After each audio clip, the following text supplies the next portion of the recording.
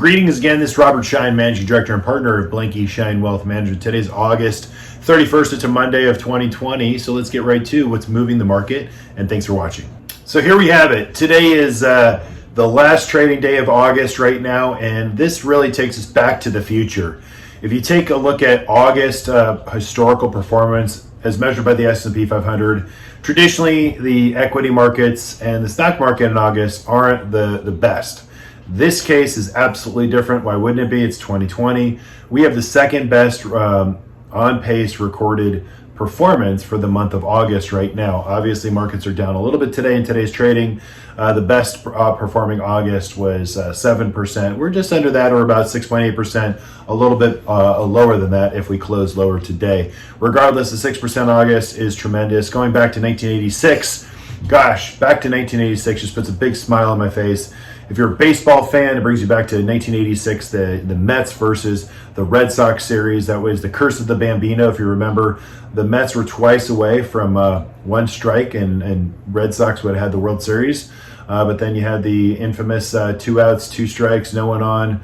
Bill Buckner, first base. Sorry, Red Sox fans. That one hurts a little bit, but that was magical time back and forth of baseball lore, if you will. And then Back to the Future, a year before, 1985, we had, again, the best trilogy of all time, which was Back to the Future. So we're going back to the 80s. We got baseball cards, we got baseball. Boy, those were great times again.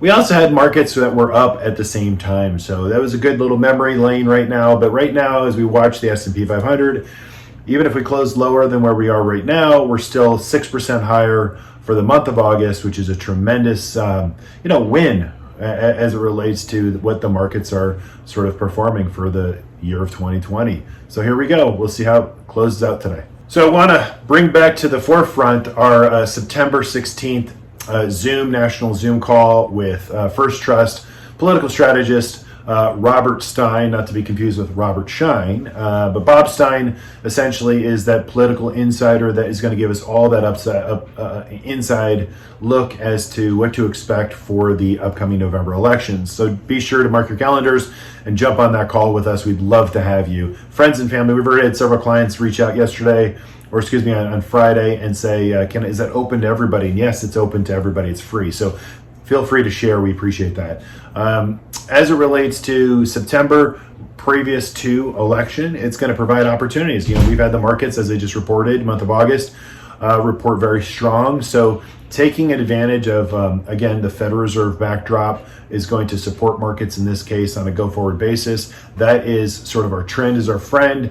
But it's okay to have a breather that's going to provide election opportunity for us as we manage portfolios of Blanke Schein Wealth Management. And that breather is welcome because the markets have come real quick, and there's still plenty of opportunity in there, but it's not going to be unexpected to see sort of uncertainty and volatility creep back in. So let's continue to watch that as we go forward in the month of September as it comes up.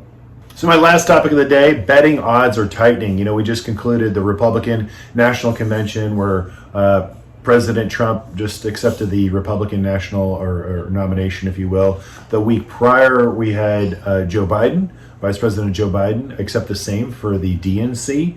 And so now you have this post-election sort of tightening within the polling. That's traditional. That happens all the time. I mean, that's not unexpected, if you will. We're seeing that in the headlines right now. Markets are paying attention to that. But again, on a go-forward basis, what markets really care about is a divided Congress. It's not so much who wins the White House as it is both the House and the Senate, as long as they're split. We're going to get into the reasonings why markets care about that on a go-forward basis and how that really matters. But at the end of the day, it comes down to taxation, and the policymakers have the ability to do that, as well as regulation. And those are all the unknowns as we go into the last few months leading up to this. But we're going to get you through this. Again, if you join us for the election edition, we're going to have a series of experts that we're going to bring in, and we're going to sort of think about and ask the hard questions about portfolio positioning and the impacts to both our investment portfolios, but ultimately our way of life going forward. So be sure to like and subscribe and sign up for that. Again, happy Monday. It's the end of August. We're going back to the future, back to better times. In fact, the Mets right now are even being rumored to be a suitor. They've been rumored to being sold for several times. I think we're getting closer. There's a hedge fund Wall Street guy that's looking to buy the Mets. So again, bringing the Mets back to the future in 1986, where we had all the simple things and all the fun things to remember. It's kind of a good memory lane for us all today. But August is continue to be strong, and we'll continue to see where the trend continues on a go-forward basis. Thanks for watching, and we'll see you next time.